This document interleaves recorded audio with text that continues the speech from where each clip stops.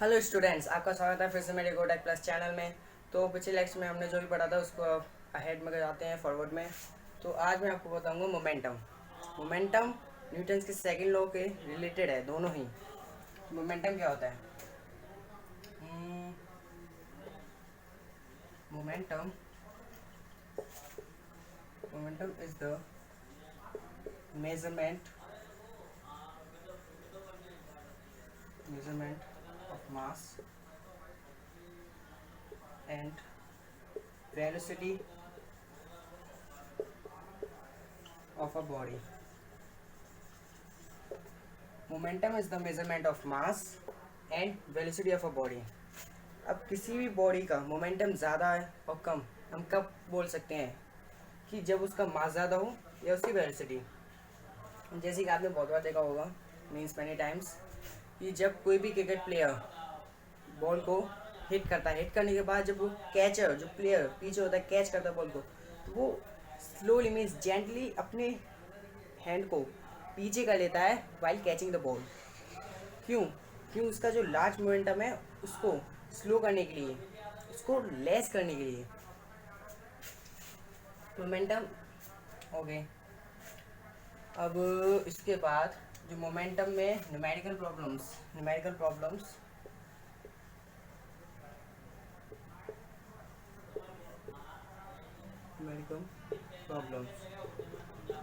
यही मैं आपको बताऊंगा इसी में। पहले मोमेंटम को अच्छी तरह समझिए कि मोमेंटम मास और वेलोसिटी पर ही डिपेंड है। अब मोमेंटम ज़्यादा कैसे हो सकता है? या तो मास ज़्यादा हो या वेलोसिटी ज़्यादा हो। अगर मास कम है तो वेलोसिटी ज़्यादा होगी, तो मोमेंटम ज़्यादा हो गया। अगर मास ज़्यादा है, वेलोसिटी कम है, तो ही मोमेंटम ज़्यादा हो गया। बट अगर mass and the velocity both are less, then the momentum is small. Okay, momentum find करने का जो फॉर्मूला होता है वो है मोमेंटम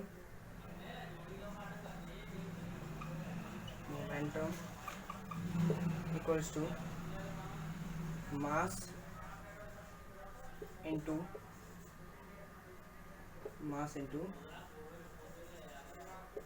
वेलोसिटी। मोमेंटम फाइंड करने का formula momentum equals to mass into velocity. अब इसको भी जो इसके जो सिंबल्स होते हैं न्यूमेरिकल प्रॉब्लम्स के हिसाब से अकॉर्डिंग टू द फिजिक्स, इसके भी सिंबल्स जिनसे ये डिनोट किए जाते हैं। Momentum is denoted by P and mass is by M and the velocity is V। ये है मोमेंटम फाइंड करने का formula to find momentum. Okay, ये तो आपको समझ में आ गया कि मोमेंटम भी क्या होता है, उसके रिलेटेड न्यूमेरिकल प्रॉब्लम्स। अब आपसे न्यूमेरिकल प्रॉब्लम सॉल्व करने के लिए पूछा है, तो उसके लिए मैं एक एग्जांपल दे ही देता हूँ आपको। जैसे कि किसी बॉडी का मास 50 kg just consider, and the velocity, जिस वेलोसिटी से वो बॉडी थ्रू की गई है, वेलोसिटी वो है 2 मीटर पर second. Okay, now we are to find the momentum. Momentum का formula P equals to m into v, and the P is momentum that we are to find, and the mass is 50 kg into velocity is 2, so the momentum is 100। but ऐसा unit क्या होगी? ऐसा unit momentum की होती है kilogram पर metre पर second. Kilogram metre पर सेकेंड। ओके, तो 100 तो इसका मोमेंटम है, लेकिन इसके आगे भी तो ऐसे यूनिट होगी इसकी। तो 100 किलोग्राम मीटर पर सेकेंड, ये है उसका मोमेंटम। ओके, ये न्यूमेरिकल फॉर्म्स मैंने सॉल्व करके आपको दिखा दी। अब इसके बाद में हम चलते हैं अब न्यूटन्स के सेकंड लॉ पर, के लिए मोमेंटम बहुत ही इंपॉर्टेंट है न्यूटन के सेकंड लॉ को समझने के लिए। तो आप इसको नोट कीजिए। Okay, so now we are to learn the Newton second law of motion. अब न्यूटन के सेकंड लॉ ऑफ मोशन को में क्या बताया गया है न्यूटन के द्वारा, और उसको कैसे एक्सप्लेन किया है, क्या क्या है उसमें, ये सब चीज़ें मैं आपको इसी लेक्चर में बता दूंगा। Okay, Newton second law of Newton. ये बात समझ लिए, पहले न्यूटन के बारे में जानते हैं। न्यूटन, जिनका पूरा नाम ईसाक न्यूटन है, इन्होंने बहुत सारे laws, motion of laws find किए, डिस्कवर किए। अब इसी के बाद इनका सेकंड लॉ आता है। सेकंड लॉ में इन्होंने बताया है कि जो मोमेंटम है, जब बॉडी का मोमेंटम लार्ज होता है, मीन्स ज़्यादा होता है, तो उसको रोकने के लिए जो फोर्स की रिक्वायरमेंट होगी वो भी ज़्यादा होगी। अब मोमेंटम कम है, फोर्स की रिक्वायरमेंट भी कम होगी। The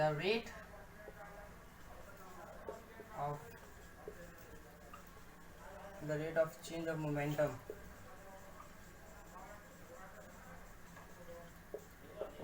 is directly proportional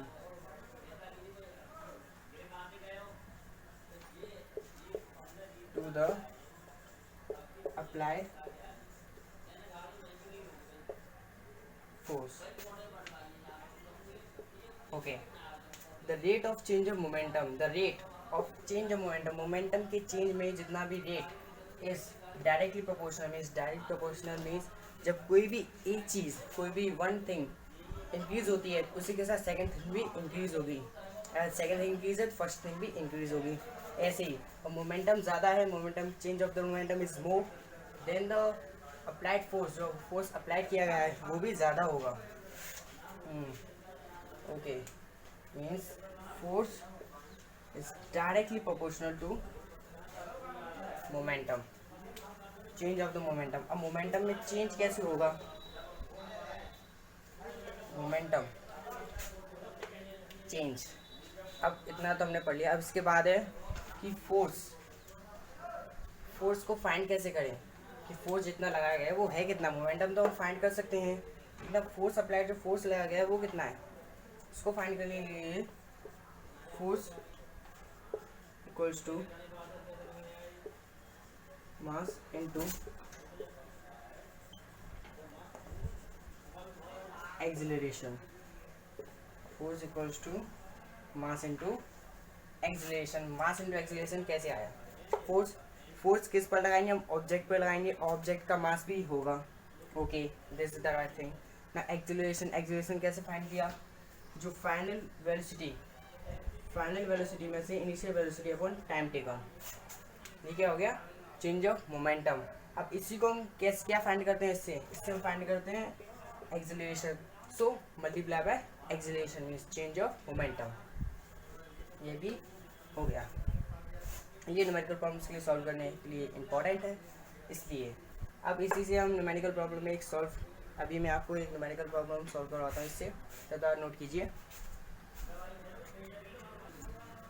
okay, ये तो आप नोट कर लिया होगा, लेकिन अब इसको सेकंड लॉ ऑफ मोशन में बताया क्या गया है, अब इसको समझते हैं हम एग्जाम्पल से।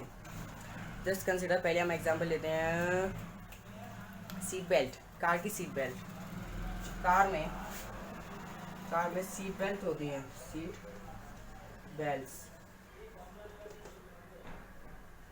अब सीट बेल्ट्स का वर्क क्या है? कार में सीट बेल्ट्स का वर्क क्या है कि हमको, यदि हम स्टेशनरी पोजीशन में और मोशन में है, तो उसी की मोशन में टेंडेंसी को, हमारी इनर्शिया को बनाए रखना, to resist the change in motion of our body. कि second law, the rate of change of momentum is directly proportional to the applied force. जब कार मोशन में होती है, जब मोशन के बाद जब वो स्टॉप होती है, स्टॉप होने पर ही जब आगे की तरफ गिरते हैं, तो उसको प्रोटेक्ट करने के लिए सीट बेल्ट लगाई जाती हैं। लेकिन क्यों लगाई जाती हैं? क्योंकि जो मोमेंटम है, लार्ज मोमेंटम होगा, कि वेलोसिटी और मास हमारे पास दोनों हैं।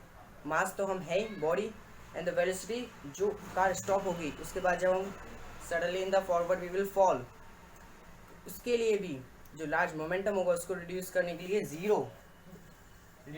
के लिए, टाइम इंक्रीज करने के लिए, जब टाइम ज़्यादा लगेगा तो फोर्स कम हो जाएगा और मोमेंटम धीरे धीरे और कम हो जाएगा। जिससे कि हमें चोट कम लगे। ओके, अब अगर इससे नहीं समझे तो मैं सेकेंड एग्जांपल देता हूँ, the high jumper. High jump,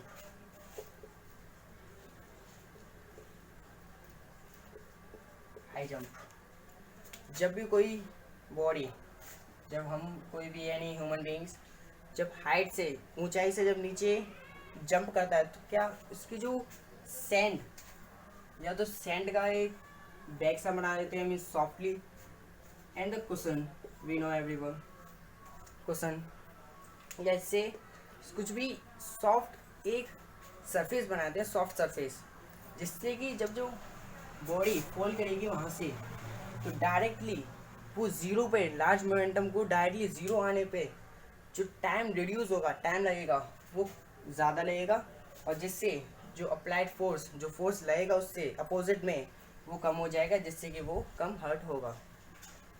okay, ये तो मास थे। अब इसके बाद मैं आ रहा हूँ अब न्यूमेरिकल प्रॉब्लम्स पे, इसी की फोर्स से related. Okay, so let's start the numerical problems.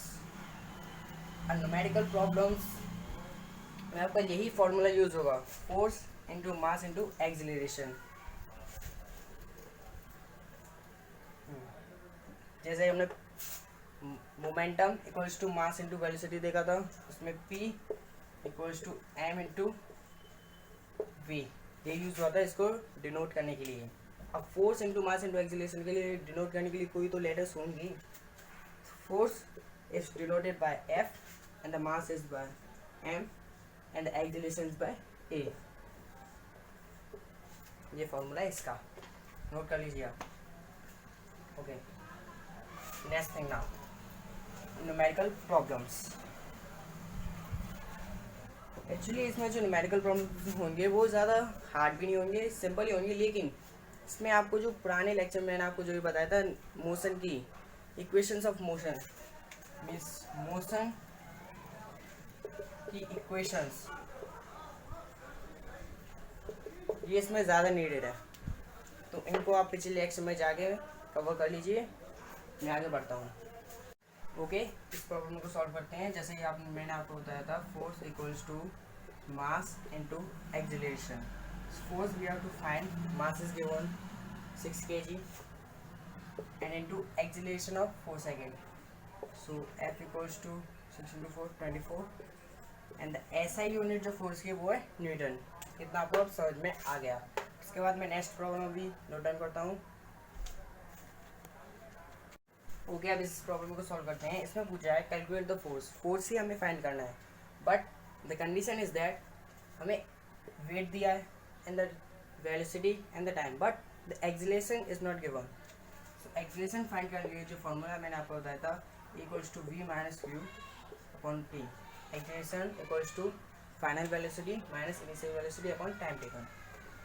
Okay, equals to final velocity is 30 minus, and उसने बोला है वेलोसिटी इज 30 मीटर पर second in 10 second starting from rest. Rest से स्टार्ट हो रहा है, तो रेस्ट में जो वेलोसिटी होगी वो अभी मान ली होगी 0, एंड द फाइनल वेलोसिटी वो है 30 मीटर पर सेकेंड।